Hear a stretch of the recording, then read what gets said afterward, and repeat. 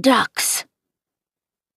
The day before the last day of school, Mr. Tushman called me into his office to tell me they had found out the names of the 7th graders from the nature retreat.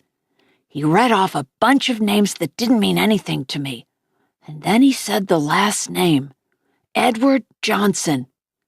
I nodded. You recognize the name, he said. They called him Eddie. Right. Well, they found this in Edward's locker. He handed me what was left of my hearing aid headband. The right piece was completely gone, and the left one was mangled. The band that connected the two, the Lobot part, was bent down the middle.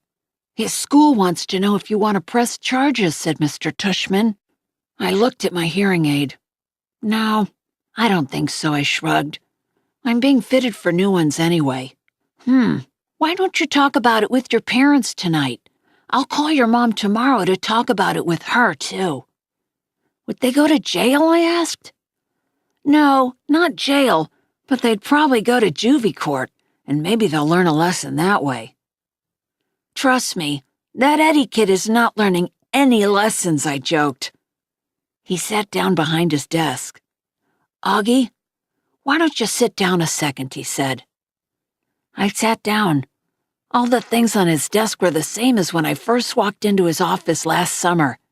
The same mirrored cube, the same little globe floating in the air. That felt like ages ago. Hard to believe this year's almost over, huh? He said, almost like he was reading my mind. Yeah. Has it been a good year for you, Augie? Has it been okay? Yeah, it's been good, I nodded. I know academically it's been a great year for you. You're one of our top students. Congrats on the high honor roll. Thanks. Yeah, that's cool. But I know it's had its share of ups and downs, he said, raising his eyebrows. Certainly that night at the nature reserve was one of the low points. Yeah, I nodded. But it was also kind of good, too. In what way? Well, you know, how people stood up for me and stuff. That was pretty wonderful, he said, smiling. Yeah. I know in school things got a little hairy with Julian at times. I have to admit, he surprised me with that one. You know about that stuff? I asked him. Middle school directors have a way of knowing about a lot of stuff. Do you have, like, secret security cameras in the hallways, I joked? And microphones everywhere, he laughed. No, seriously? He laughed again. No, not seriously. Oh, but teachers know more than kids think, Augie. I wish you and Jack had come to me about the mean notes that were left in your lockers. How do you know about that? I said.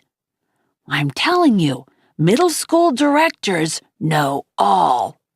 It wasn't that big a deal, I answered. And we wrote notes, too. He smiled. I don't know if it's public yet, he said, though it will be soon anyway. But Julian Albans is not coming back to Beecher Prep next year. What? I said. I honestly couldn't hide how surprised I was. His parents don't think Beecher Prep is a good fit for him, Mr. Tushman continued, raising his shoulders. Wow, that's big news, I said. Yeah, I thought you should know.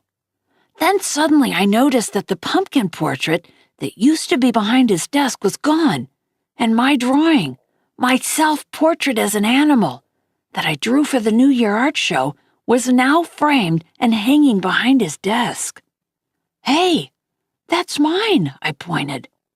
Mr. Tushman turned around, like he didn't know what I was talking about.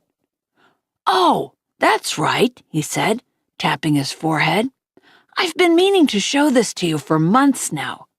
My self-portrait is a duck, I nodded. I love this piece, Augie, he said. When your art teacher showed it to me, I asked her if I could keep it for my wall. I hope that's okay with you. Oh, yeah, sure. What happened to the pumpkin portrait? Right behind you. Oh, yeah, nice. I've been meaning to ask you since I hung this up, he said, looking at it. Why did you choose to represent yourself as a duck? What do you mean? I answered. That was the assignment. Yes, but why a duck, he said. Is it safe to assume that it was because of the story of the duckling that turns into a swan? No, I laughed, shaking my head. It's because I think I look like a duck. Oh, said Mr. Tushman, his eyes opening wide. He started laughing. Really? Huh. Here I was looking for symbolism and metaphors, and, sometimes a duck is just a duck. Yeah, I guess, I said, not quite getting why he thought that was so funny. He laughed to himself for a good 30 seconds. Anyway, Augie, thanks for chatting with me, he said finally. I just want you to know it's truly a pleasure having you here at Beecher Prep, and I'm really looking forward to next year. He reached across the desk, and we shook hands. See you tomorrow at graduation. See you tomorrow, Mr. Tushman. The last precept. This was written on Mr. Brown's chalkboard when we walked into English class for the last time. Mr. Brown's June precept. Just follow the day and reach for the sun. The polyphonic spree. Have a great summer vacation, Class 5B. It's been a great year, and you've been a wonderful group of students. If you remember, please send me a postcard this summer with your personal precept. It can be something you made up for yourself or something you've read somewhere that means something to you. If so, don't forget the attribution, please. I really look forward to getting them. Tom Brown, 563 Sebastian Place, Bronx, New York, 10053. The drop-off. The graduation ceremony was held in the Beecher Prep Upper School Auditorium. It was only about a 15-minute walk from our house to the other campus building, but Dad drove me because I was all dressed up and had on new shiny black shoes that weren't broken in yet, and I didn't want my feet to hurt. Students were supposed to arrive at the auditorium an hour before the ceremony started, but we got there even earlier, so we sat in the car and waited. Dad turned on the CD player, and our favorite song came on. We both smiled and started bobbing our heads to the music. Dad sang along with the song. Andy would bicycle across town in the rain to bring you candy. Hey, is my tie on straight? I said. He looked and straightened it a tiny bit as he kept on singing. And John would buy the gown for you to wear to the prom. Does my hair look okay? I said. He smiled and nodded. Perfect, he said. You look great, Augie. Via put some gel in it this morning, I said, pulling down the sun visor and looking in the little mirror. It doesn't look too puffy? No, it's very, very cool, Augie. I don't think you've ever had it this short before, have you? No, I got it cut yesterday. I think it makes me look more grown-up, don't you? Definitely. He was smiling, looking at me and nodding. But I'm the luckiest guy on the Lower East Side, 'cause I got wheels and you want to go for a ride. Look at you, Augie, he said, smiling from ear to ear. Look at you, looking so grown up and spiffy. I can't believe you're graduating from the 5th grade. I know, it's pretty awesome, right? I nodded. It feels like just yesterday that you started. Remember, I still had that Star Wars braid hanging from the back of my head. Oh my gosh, that's right, he said, rubbing his palm over his forehead. You hated that braid, didn't you, Dad? Hate is too strong a word, but I definitely didn't love it. You hated it. Come on, admit it, I teased. No, I didn't hate it, he smiled, shaking his head. But I will admit to hating that astronaut helmet you used to wear. Do you remember? The one Miranda gave me? Of course I remember. I used to wear that thing all the time. Good God, I hated that thing. He laughed, almost more to himself. I was so bummed when it got lost, I said. Oh, it didn't get lost, he answered casually. I threw it out. Wait, what? I said. I honestly didn't think I heard him right. "The day is beautiful and so are you," he was singing. "Dad," I said, turning the volume down. "What?" he said. "You threw it out?" He finally looked at my face and saw how mad I was. I couldn't believe he was being so matter-of-fact about the whole thing. I mean, to me, this was a major revelation, and he was acting like it was no big deal. "Augie, I couldn't stand seeing that thing cover your face anymore," he said clumsily. "Dad, I love that helmet. It meant a lot to me. I was bummed beyond belief when it got lost. Don't you remember?" "Of course I remember, Augie," he said softly. "Oh, Augie, don't be mad.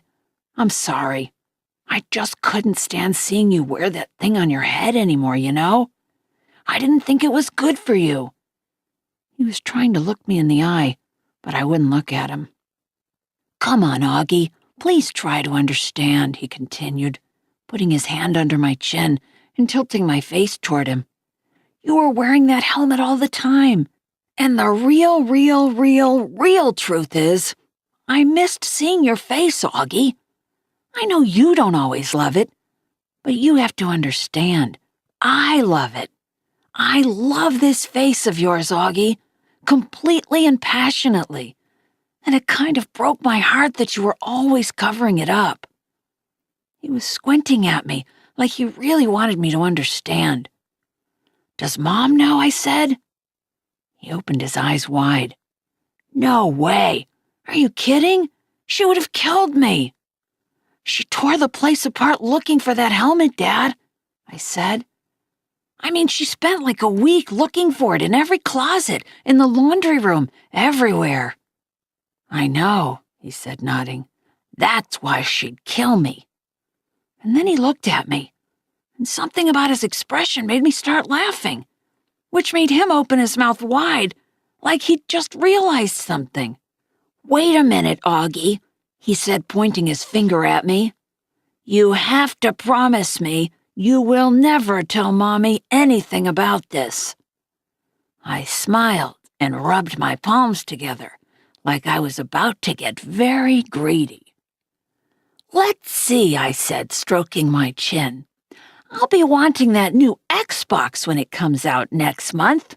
And I'll definitely be wanting my own car in about 6 years. A red Porsche would be nice, and—" He started laughing. I love it when I'm the one who makes Dad laugh, since he's usually the funny man that gets everybody else laughing. Oh boy, he said, shaking his head. "You really have grown up." The part of the song we loved to sing the most started to play, and I turned up the volume. We both started singing. "I'm the ugliest guy on the Lower East Side, but I've got wheels and you wanna go for a ride. Wanna go for a ride, wanna go for a ride, wanna go for a ride." We always sang this last part at the top of our lungs, trying to hold that last note as long as the guy who sang the song, which always made us crack up. While we were laughing, we noticed Jack had arrived and was walking over to our car. I started to get out. "Hold on," said Dad. "I just want to make sure you've forgiven me, okay?" "Yes, I forgive you." He looked at me gratefully. "Thank you. But don't ever throw anything else of mine out again without telling me." "I promise." I opened the door and got out just as Jack reached the car. "Hey, Jack," I said. "Hey, Augie. Hey, Mr. Pullman," said Jack. "How you doing, Jack?" said Dad. "See you later, Dad," I said, closing the door. "Good luck, guys," Dad called out, rolling down the front window. "See you on the other side of 5th grade." We waved as he turned on the ignition and started to pull away. But then I ran over and he stopped the car. I put my head in the window so Jack wouldn't hear what I was saying. "Can you guys not kiss me a lot after graduation?" I asked quietly. "It's kind of embarrassing." "I'll try my best." "Tell Mom too?" I don't think she'll be able to resist Doggy, but I'll pass it along. Bye, dear old Dad. He smiled. Bye, my son, my son.